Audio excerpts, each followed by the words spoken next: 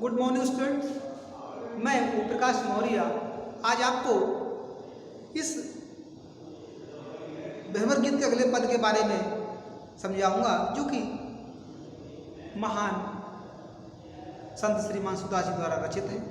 तो इसमें जो दूसरा पद है अति महत्वपूर्ण है, उसके बारे में पहले आप जान लें, पढ़ें उसे, अर्थ या व्याख्या समझ लें। उसके बाद फिर उसी से निहित कुछ महत्वपूर्ण प्रश्न होंगे जो लिखे हुए हैं, उनके उत्तर भी मैं अभी आपको समझाऊंगा। तो सुने पहले ही पद। बिन गोपाल बैरिन भई कुंजय, बिन गोपाल बैरिन भई कुंजय, तब तय लता लगत तन शीतल, अभय विषम ज्वाल की कुंजय। वृथा बहित जमुना खग बोलत, वृथा कमल फूलन अलगुंजय। पवन पान घन सार सजीवन, ददसुत किरण भानु भई कुंजय। ये उद्धव कहियो माधव, सो मदन मार कीनी हम लुंजय।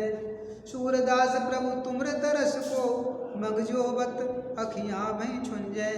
ये पूरा पद है भ्रमर गीत का, इसका संकेत हम दे दिया, बिन गोपाल भई छुंजय। अब सबसे पहले आप जान लें इसका संदर्भ। प्रस्तुत काव्यांश हमारी पाठ्य पुस्तक हिंदी काव्यांजलि के पाठ भ्रमर गीत से लिया गया। इसके रचयिता महान विद्वान संत श्रीमान सूरदास जी हैं। अब प्रसंग, प्रस्तुत पद में उस समय वृत्तांत है जब गोपियों को भगवान कृष्ण की अति याद आ रही हो, किस तरह से अपने दुख की व्यथा उद्धव जी से कहती है। हिंदी व्याख्या देखिए। बिन गोपाल बैरिन भई कुंजय,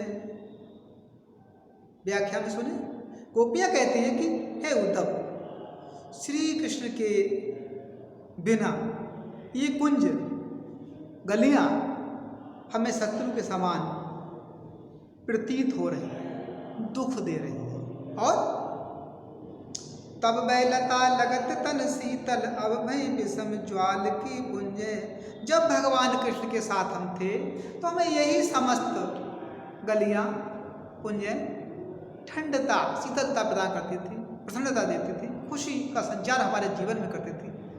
लेकिन आज उनके अभाव में, कन्हैया के बिना, यही हमें जला रही है, हमें दुख दे रही है, हमें कष्ट दे रही है। तो कहा उन्होंने कि वृथा बहित जमुना खग बोलत, वृथा कमल फूलन अलगुंजय। और कहती है कि भगवान कृष्ण के बिना ऐसा लग रहा है जैसे मानो ये जो यमुना बह रही है शायद व्यर्थ में बह रही है। कन्हैया के बिना इन्हें नहीं बहना चाहिए था, ये व्यर्थ में बह रही है। और फिर पक्षी यहाँ बगीचों में व्यर्थ में बोल रहे हैं, कमल के फूल भी व्यर्थ में खिल रहे हैं और भंवरे भी व्यर्थ में गुंजार रहे हैं, क्योंकि उन्हें सब कुछ विपरीत लग रहा है गोपियों कृष्ण के बिना। और कहती है पवन पान घन सार सजीवन, ददसुत किरण भई कुंजय। तो कहती है अंत में कि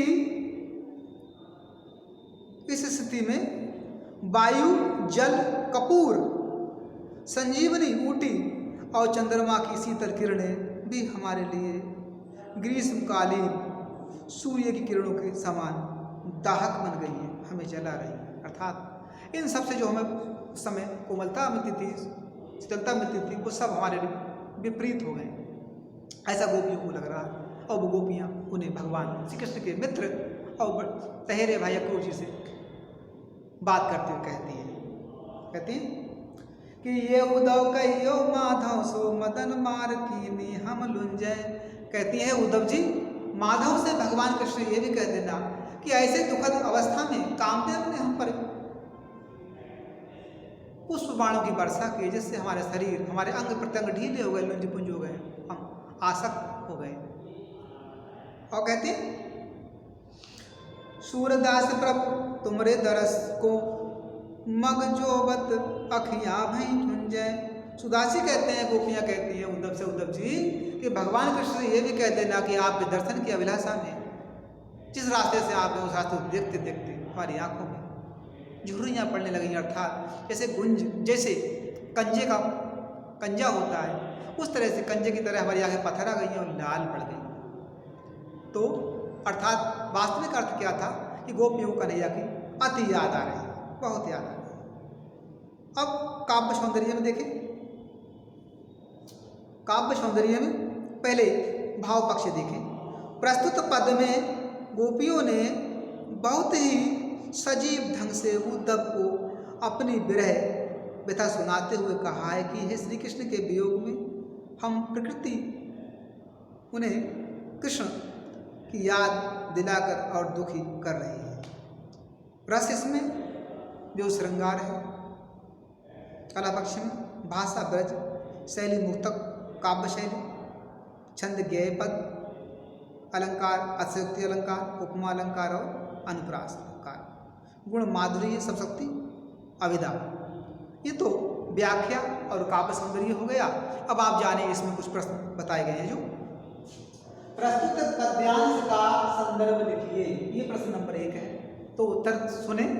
प्रस्तुत पद्यांश हमारी पाठ्य पुस्तक हिंदी काव्यांजलि के पाठ सूर द्वारा रचित भ्रमर गीत से लिया गया है। ये प्रश्न नंबर 1 का उत्तर हो गया। दूसरा, इस पद्यांश में कौन किससे बात कर रहा है? तो इस पद्यांश में उद्धव जी से ब्रज की गोपियां बात कर रही हैं। उद्धव जी ब्रज की गोपियों के बीच में आपस में परस्पर वार्तालाप हो रहा है। अब प्रश्न नंबर 3 क्या है? किसके नेत्र किसकी राह देख रहे हैं? तो उत्तर में देखें, गोपियों के नेत्र भगवान कृष्ण के आने की राह देख रहे हैं, उनके आने के इंतजार में